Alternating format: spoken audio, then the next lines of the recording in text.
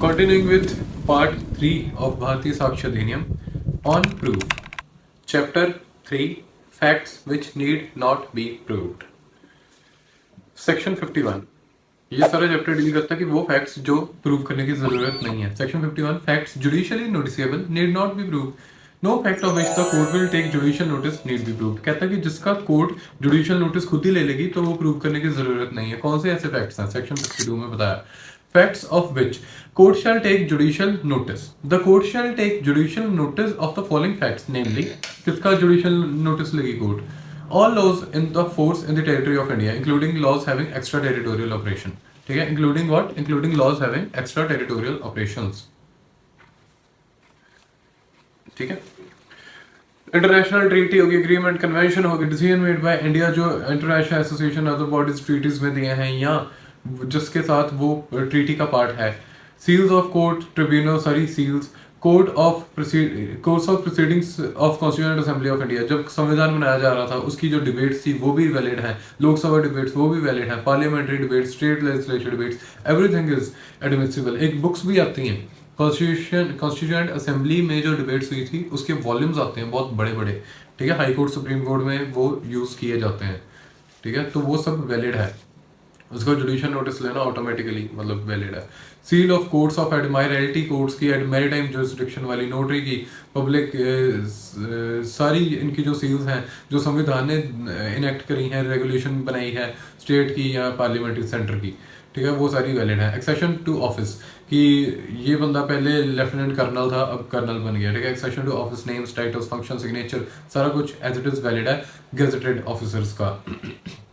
Existence, title, national flag वो सारा, sovereignty सभी जिसकी गवर्नमेंट ऑफ इंडिया रिकॉग्नाइज करती है वो सारा वैलिड है. टेरिटरी ऑफ इंडिया का जुडिशियल नोटिस वैलिड है. Commencement, continuous, termination of hostilities between government of India और एनी अदर कंट्री वो भी वैलिड है.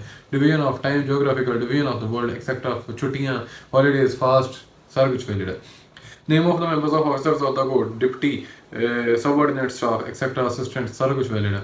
Rules of road on land और एट सी वो भी वैलिड है. कोई कंसेप्ट नहीं है खास, बस ये पढ़ लो, पढ़ के समझ आ जाएगा. Sub section 2 in the cases refer to in sub section 1 जो भी पढ़ा. Also on all the matters of public history, literature, science, art, court may restore for its aid to appropriate books or documents of reference and if the court is called upon by any person to take judicial मतलब court इस सब के लिए court books का इस्तेमाल कर सकती है वो सारे जुडिशियल नोटिस को मद्देनजर रखने के लिए, कंसिडर करने के लिए. बट अगर वो मना कर देती है कोर्ट कि मैं नहीं जुडिशियल नोटिस लूंगी इस फैक्ट का जब तक वो बंदा कोई प्रोड्यूस ना करे बुक या डॉक्यूमेंट जिसको पढ़ के पता लगे कि हाँ ये चीज एग्जिस्ट करती है, तब तक तो वो ये कोर्ट की पावर में ही रहेगा जुडिशियल. अब आगे आ जाओ अगला सेक्शन, सेक्शन 53. फैक्ट जो एडमिटेड है नीड नॉट बी प्रूव्ड. ठीक है, ये सेक्शन सिर्फ सिविल केसेस पर अप्लाई होता है. ओनली फॉर्मल एडमिशंस की बात करता है. No fact needs to be proved in any proceeding which the party thereto or their agent agrees to admit at hearing or before the hearing they agree to admit by any writing under their hands or which by any rule of pleading in force at the time they are deemed to have admitted by their pleadings. मतलब pleading जो है ना उसके तहत वो admit करता है. Provided that the court may in its discretion require the facts admitted to be proved otherwise than by such admissions. ठीक है, कहते कि जो चीज रूल ऑफ प्लीडिंग के तहत या फिर अपने हाथों से एडमिट करेगी तो वो एडमिटेड मानी जाएगी bye there pleading. Judicial admission जो होती है वो वेवर ऑफ प्रूफ की तरह ऑपरेट करती है कि मतलब प्रूफ देने की कोई जरूरत नहीं है, वो एडमिट ही कर गई है पार्टी तो हमने प्रूफ किया था ना, उन्होंने एडमिट खुद ही कर लिया तो प्रूफ की जरूरत नहीं है. Agree to admit at hearing या फिर agree to admit at writing in writing at hearing, दोनों के दोनों फैक्ट एडमिटेड माने जाएंगे.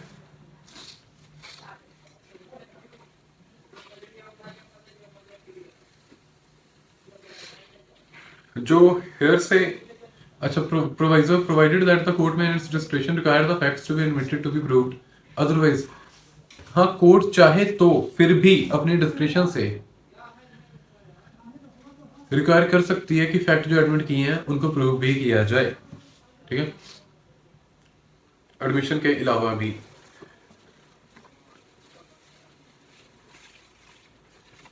The term hearsay is used in reference to the things which are written, done or spoken.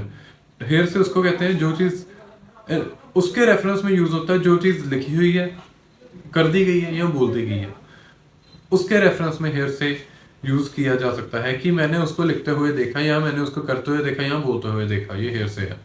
It is in reference to what, written, done और spoken. Chapter 4 आ गया, oral evidence से deal करता है। Section 54, proof of facts by oral evidence.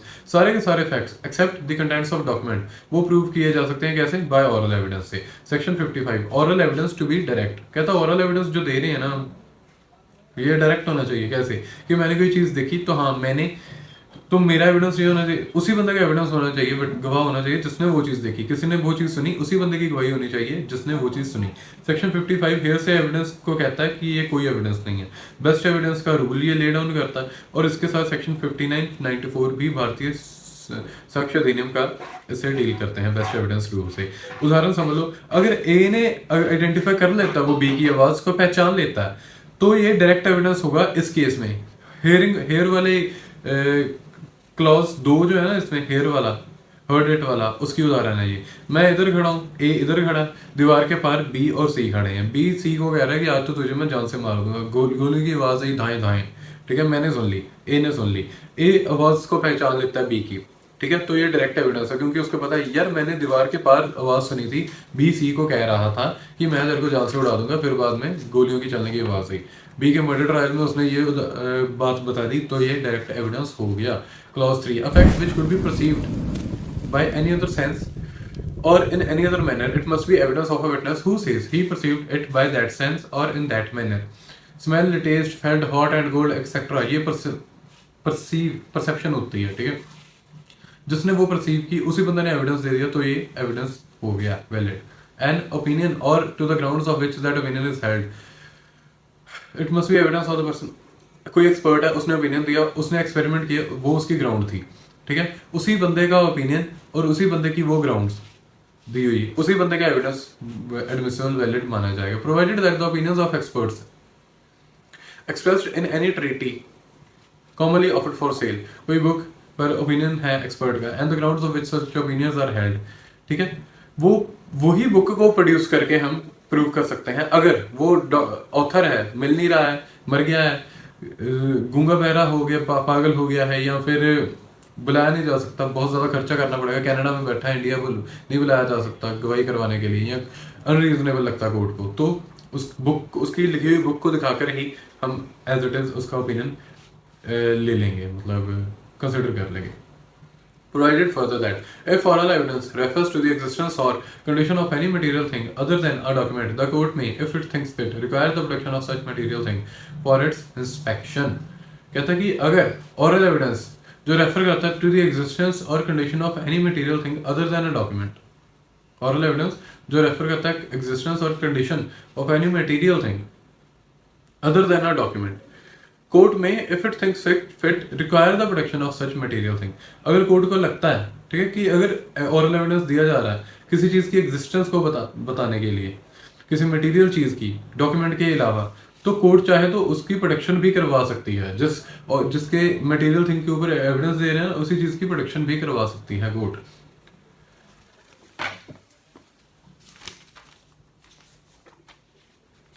अब direct evidence और hair से evidence की हम कर लेते हैं डिफरेंस को डिस्कस। डायरेक्ट एविडेंस क्या है, जो विटनेस अपनी परसेप्शन के आधार पर गवाही देता है। हेयर से एविडेंस क्या है, किसी और बंदे से डिराइव करके देता है। डायरेक्ट एविडेंस क्या है, बेस्ट ओरल एविडेंस है। हेयर से क्या है, सेकेंडरी एविडेंस है, वो भी एक्सेप्शनल केसेस में एडमिसिबल। डायरेक्ट एविडेंस क्या है, रिलायबिलिटी और veracity, credibility of direct evidence is on the person who gives it. Hearsay में the person giving evidence does not take responsibility of credibility. Hearsay इस वजह से week है क्योंकि वो जो बंदा खुद गवाही दे रहा है ना, वो खुद ही उसकी रिस्पॉन्सिबिलिटी नहीं लेता, लेकिन ले सकता, लेकिन डायरेक्ट में वो खुद अपने आधार पर वो बात बताता है। Person direct evidence, person giving direct evidence is available for cross examination for testing it's veracity. जो बंदे ने डायरेक्ट एविडेंस दिया है वो क्रॉस एग्जामिनेशन में उसकी वेरासिटी उसको टेस्ट कर सकते हैं। लेकिन हेयर से एविडेंस वो खुद नहीं ओरिजिनल का ऑथर, असली बात का ऑथर, तो वो तो खुद डिराइव करके दे रहा है, तो उसको क्रॉस में क्या ही उसकी क्रेडिबिलिटी को हम टेस्ट करेंगे। Direct evidence, source of direct evidence is the person who is present in court and gives evidence. Direct evidence में तो वो बंदा खुद आके गवाही खुद ही देता है, लेकिन हेयरसे एविडेंस में वो in the case of the person given वो तो खुद ओरिजिनल सोर्स नहीं है एविडेंस का जो वो खुद देने आया है। चैप्टर 5 पर आ जाओ, डॉक्यूमेंट्री एविडेंसेस की बातें करता है। Section 56 proof of contents of documents. Contents of documents में be proved either by primary और बाय सेकेंडरी एविडेंस। दो तरीके हैं, प्राइमरी या सेकेंडरी, ठीक है।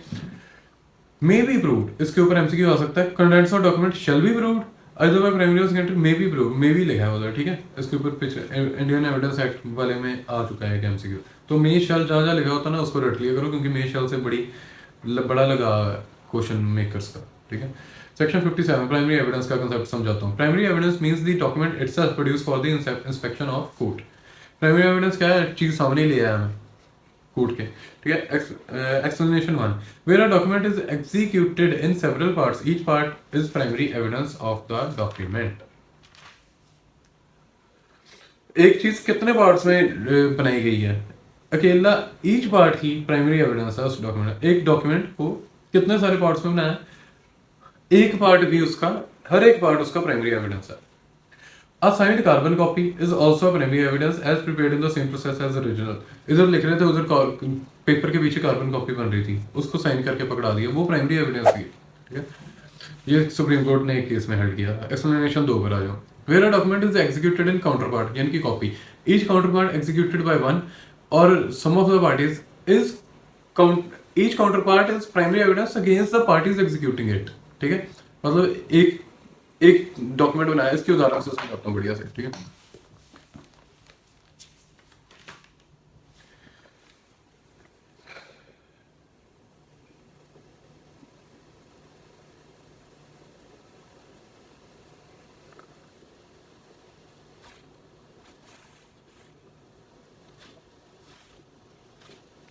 पट्टा कबूलियत की उदाहरण ले लो। पट्टा मतलब लीज, ठीक है। कबूलियत मतलब एक्सेप्टेंस। मैंने लीज पर चीज दी आपको, जमीन दी आपको, ठीक है। मैंने लीज का डॉक्यूमेंट दे दिया आपको साइन करके कि हाँ ये चीज आपकी लीज में है, और कबूलियत आपने मुझे दे दी एक्सेप्ट करके कि हाँ ये चीज को मैं एक्सेप्ट करता हूँ, इस कॉन्ट्रैक्ट को, ठीक है। तो क्या हुआ? तो ये दोनों डॉक्यूमेंट्स पट्टा और कबूलियत एक दूसरे के काउंटर पार्ट है, लेकिन मेरी लिखी हुई लीज आपको दी हुई, मेरे अगेंस्ट आपके पास जो डॉक्यूमेंट है वो मेरे अगेंस्ट आपके पास जो डॉक्यूमेंट है वो प्राइमरी एविडेंस है, लेकिन जो कबूलियत आपने मुझे दी है वो मेरे पास आपके अगेंस्ट प्राइमरी एविडेंस है, ठीक है। तो एक दूसरे का चाहे काउंटर पार्ट है, लेकिन फिर भी क्या है, वो प्राइमरी एविडेंस है, ठीक है। Explanation 3 where a number of documents all are made by one uniform process in the case of printing, lithography, photography each is primary evidence of the contents of the rest but they are not primary evidence of the contents of original। जैसे कि एक असली document है, उसकी 100 कॉपियां बनाई, हर copy एक दूसरे की प्राइमरी एविडेंस है, लेकिन ओरिजिनल की वो प्राइमरी एविडेंस नहीं है, क्योंकि ओरिजिनल की तो वो खुद कॉपी ठहरी ना, बस सिंपल, कुछ ज्यादा कंसेप्ट नहीं, सिंपल जो बताया एज इट इज। इसी उदाहरण को रिवाइंड करके दोबारा समझ लो, बस यही कंसेप्ट है। एक्सप्लेनेशन 4, 5, 6, 7 अब ये नई इंट्रोड्यूस की हैं। किसकी बातें करती हैं? इलेक्ट्रॉनिक डिजिटल रिकॉर्ड्स की। कहते कि जो इलेक्ट्रॉनिक फाइल है कंप्यूटर में, वो मल्टीपल फाइल से बनाई है, ये वो जो भी हैं, वो सारी फाइल प्राइमरी एविडेंस है।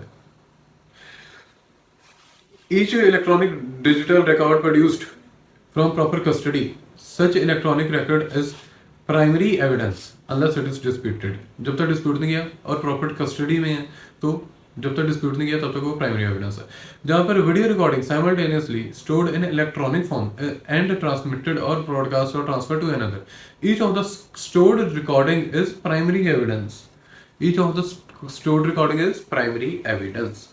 जो रिकॉर्डिंग उसकी जो चीजें इलेक्ट्रॉनिक चीजें स्टोर करके रखी हैं, तो वो प्राइमरी एविडेंस है। इलेक्ट्रॉनिक और digital record stored in multiple storage spaces and computer resource, her storage उसकी, हर टेम्परेरी फाइल उसकी प्राइमरी एविडेंस है। इलस्ट्रेशन, एक बंदे के पास 100 प्ले कार्ड्स हैं, एक ही टाइम पे ओरिजिनल से प्ले कार्ड प्रिंट करे गए हैं, लेकिन सारे प्ले कार्ड, एक एक प्ले कार्ड, कोई भी प्ले कार्ड दूसरे के कंटेंट्स का प्राइमरी एविडेंस है, पर वो प्राइमरी एविडेंस नहीं है ओरिजिनल का, जैसे मैंने पहले उदाहरण बताई, ठीक है।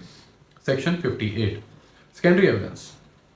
सेकेंडरी एविडेंस क्या इंक्लूड करता है? सर्टिफाइड कॉपी, जो भारतीय साक्ष्य अधिनियम अलाउ करती है, वो सेकेंडरी एविडेंस है। Certified copy is secondary evidence. Copy made from original by mechanical process to ensure the accuracy of the copy and copies and और नहीं एंड वही copy compared with such copies, ठीक है, copy बनाई original से।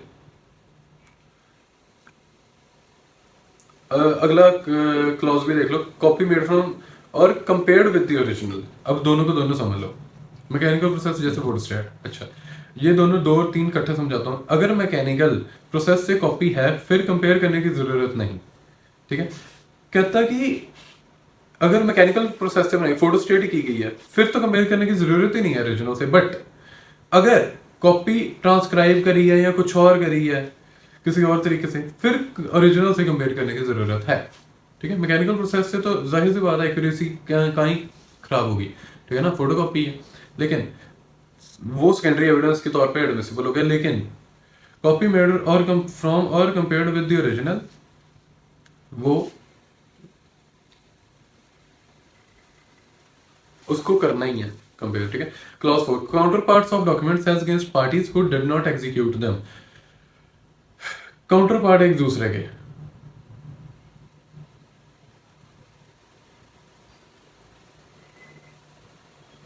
Counter part है ना, जैसे दो डॉक्यूमेंट है as against the parties who did not execute them.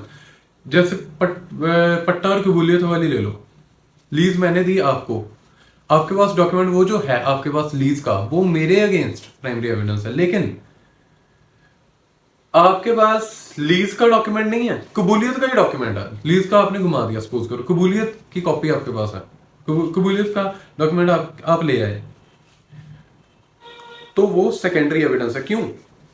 क्योंकि counter parts of the document as against the parties who did not execute them, ठीक है। As against the party who did not, मतलब आपने कबूलियत आपने दी है लेकिन मेरे अगेंस्ट, मैंने तो नहीं ना वो कबूलियत दी, मैंने तो लीज पर दी है, तो कबूलियत वो सेकेंडरी एविडेंस है।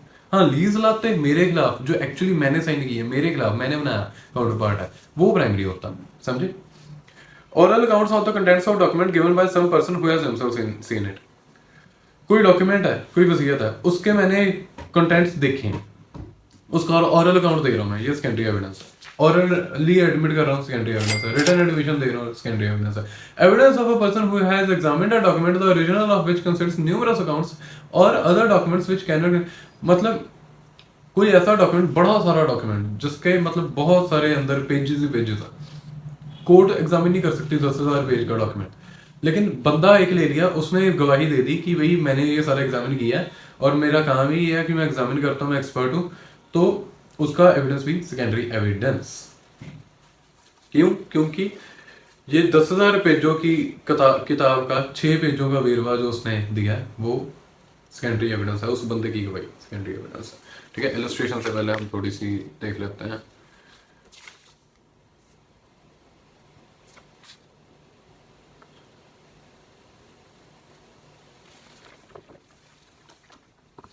काउंटर पार्ट वाली तो आपको कबूलियत और पट्टे वाली समझा भी उदाहरण, इसके अलावा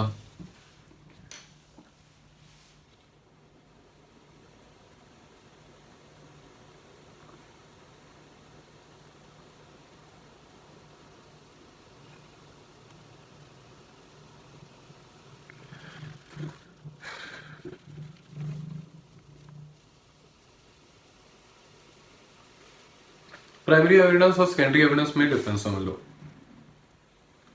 primary evidence is original document which is presented to the court for his, primary evidence असल चीज है जो कोर्ट के सामने दी है। अब असल चीज कैसे देते हैं कोर्ट में, जैसे मैं बताता हूँ, प्रैक्टिकल भी समझ लो थोड़ा।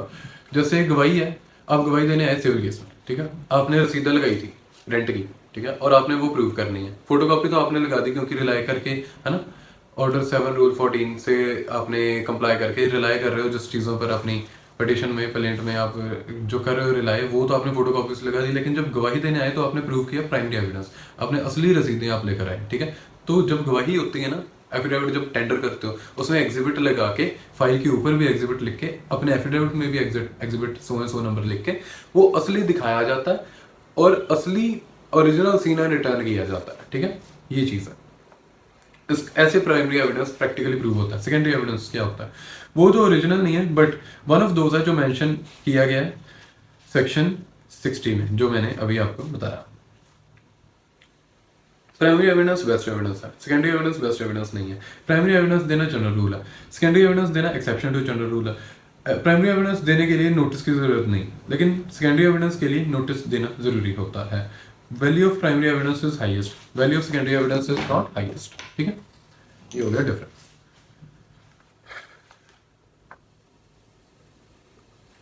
इलस्ट्रेशंस डिस्कस करते हैं सेक्शन 58 की। Photograph of original is secondary evidence of the contents though the two have not been compared if it is proved that the thing photograph was original. ठीक है, चाहे दो चीजें कंपेयर नहीं करी, लेकिन फोटोग्राफ जो असल की ली है, जैसे कि एक मूर्ति है उसकी फोटोग्राफ लेकर हमने कोर्ट में दे दी, ये सेकेंडरी एविडेंस है। चाहे दोनों को कंपेयर नहीं किया गया, अगर ये प्रूव कर दिया जाए कि जो फोटोग्राफ खींची गई है वो असल चीज की है, वही असली मूर्ति है, ठीक है, तो वो सेकेंडरी एविडेंस के तौर पे एडमिसिबल है photograph. Copy compared with the copy of a letter made by copying machine is secondary evidence of the contents of the letter if it is shown that the copy made by the copying machine was made from original. अच्छा, कहता copy compare करी किससे, copy थी letter की जो copy machine से ही ली गई थी, वो सेकेंडरी एविडेंस है उस कंटेंट्स के लेटर की। अगर ये शो कर दिया जाए कि जो कॉपी ली गई है कॉपी मशीन से वो असल की ही कॉपी थी, ठीक है ना, copy compared with the copy of a letter, ठीक है। अगर जो if it is shown that copy made by the copying machine, जिससे कंपेयर किया वो खुद तो असल से ही ली गई थी, ठीक है, तो ये सेकेंडरी एविडेंस है। Copy transcribe from a copy, copy transcribe लिख ली, कॉपी से कॉपी लिख ली, but afterwards compared with the original, ठीक है ना। अगर देखो कॉपी मशीन से, फिर तो ओरिजिनल से कंपेयर करने की जरूरत नहीं, ये इलस्ट्रेशन बी कहती है। लेकिन सी कहती है कि ट्रांसक्रिप्शन की बात है, मैकेनिकल प्रोसेस नहीं आया ना, ट्रांसक्रिप्शन की बात है, तो उसको ओरिजिनल से कंपेयर करोगे तब ही वो सेकेंडरी एविडेंस बनेगा, अदरवाइज नहीं बनेगा। ठीक है, illustration D, neither the oral account of a copy compared with the original nor an oral account of a photograph और machine copy of the original is secondary evidence. कहता है कि ना ही oral account of a copy compared with the original, oral account जो दिया ना copy compared with the original का, या फिर oral account of a photograph और machine copy of the original, वो सेकेंडरी एविडेंस नहीं है, ठीक है ना, क्योंकि oral accounts of the contents of the document by some person who has himself seen it originally, उसका ले सकते हैं, बाकी चीजों का नहीं ले सकते oral account। Section 59 proof of documents by primary document, section 59 general rule है, सेक्शन 60 इसकी एक्सेप्शंस है। सेक्शन 59 कहता है कि जो डॉक्यूमेंट प्रूव करने हैं वो प्राइमरी एविडेंस से ही करे जाएंगे, एक्सेप्ट सेक्शन 60। सेक्शन 60 क्या बात करता है, cases in which secondary evidence relating to the documents may be given. Secondary evidence may be given of the existence, condition or contents of a document in the following cases। Section 60 deal करता है admissibility of secondary evidence से, ये याद कर लेना। Clause A, when the original is shown or appears to be in the possession of power of the person against whom the document is sought to be proved, or of any person out of the reach or not subject to the process of the court, or of any person legally bound to produce it। कहता है कि secondary evidence तब दिया जाएगा जब original पता है कि उसकी पावर में है, दूसरे बंदे की पावर में है, या मेरी रीच से बाहर है, ठीक है, मेरे पास नहीं है, ठीक है, मतलब मैं ला ही नहीं सकता, आग लग गई उसको, ठीक है, या फिर of any person legally bound to produce it, कोई सरकारी कर्मचारी उसके पास वो डॉक्यूमेंट है, वो प्रोड्यूस कर सकता है, मेरे पास नहीं है, मेरे से गुम गया, आग लग गई उसको, ठीक है, या फिर दूसरी पार्टी के पास ही है, तो नोटिस देके ये वाला सरकारी कर्मचारी को या दूसरी पार्टी को हम वो मंगवा सकते हैं, secondary evidence. After and when after the notice mentioned in section 64 and such person, 64 में नोटिस की बात कही गई है सेकेंडरी एविडेंस के, and such person does not produce it, ठीक है, वो बंदा प्रोड्यूस नहीं कर रहा, after and when after the notice mentioned in section 64 such person does not produce it, तो सेकेंडरी एविडेंस मैं दे सकता हूं। असल वाला मेरे पास नहीं है, असल वाला दूसरे के पास है, ठीक है, मेरी रीच से बाहर है असल वाला, या दूसरा बंदा जिसने प्रोड्यूस करना उसकी बाउंडेशन है, ये सारे सर्कमस्टेंसेस में नहीं आ रहा डॉक्यूमेंट ओरिजिनल, तो मेरे को अलाउ कर दिया जाएगा कि तू यार तेरे पास फोटोकॉपी है, तू वही दे दे, सेकेंडरी एविडेंस के तौर पे एडमिसिबल कर लेंगे, ठीक है। ये कंटेंट्स ऑफ डॉक्यूमेंट के पर्पस के लिए है, होता है ये क्लॉज ए जो है admissible. Clause B, existence, condition, contents of original have been proved to be admitted in writing by the person against whom it is proved or by his representative in interest, written admission. कहता है existence condition और the contents of original have been proved and admitted in writing, मतलब किसी चीज के original के contents admit ही कर लिए हैं दूसरे बंदे ने, अगेंस्ट हुम इट इज प्रूव, जिसके अगेंस्ट मैंने प्रूव करना था वो डॉक्यूमेंट उसी खुद ही एडमिट कर गया वो, ठीक है। इस केस में भी अगर मेरे पास ओरिजिनल नहीं है तो मैं सेकेंडरी एविडेंस देने के लिए अलाउ कर दिया जाऊंगा, ठीक है।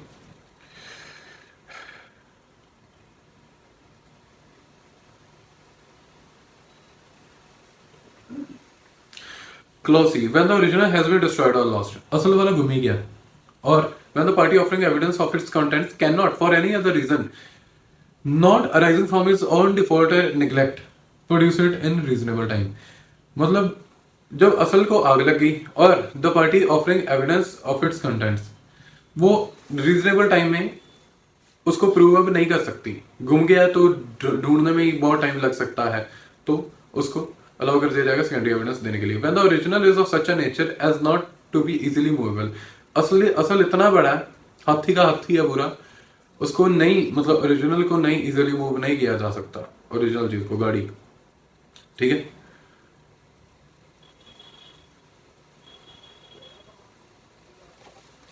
तो असल दिखाने की जरूरत नहीं, सेकेंडरी एविडेंस एडमिसिबल हो जाएगा, उसके कागजात वगैरह लगाना जैसे या फोटोग्राफ्स, ठीक है।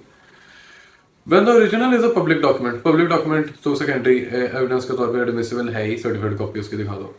F, when the original is a document of its certified copy is permitted, जैसे इसकी उदाहरण F की क्या है, सेक्शन 94 की एक्सेप्शन दो, वो क्या कहती है, प्रोबेट दे दो, सर्टिफाइड कॉपी बिल की वो दे दो, सर्टिफाइड वो एविडेंस है, secondary evidence. Clause G, when the original consists of numerous accounts or documents, मतलब 10,000 पेजों का डॉक्यूमेंट है, 6 पेज प्रूव करने हैं, तो उसकी सर्टिफाइड कॉपी 6 पेजों की ला कर दिखा दो, ठीक है। And that was all for today. Thank you.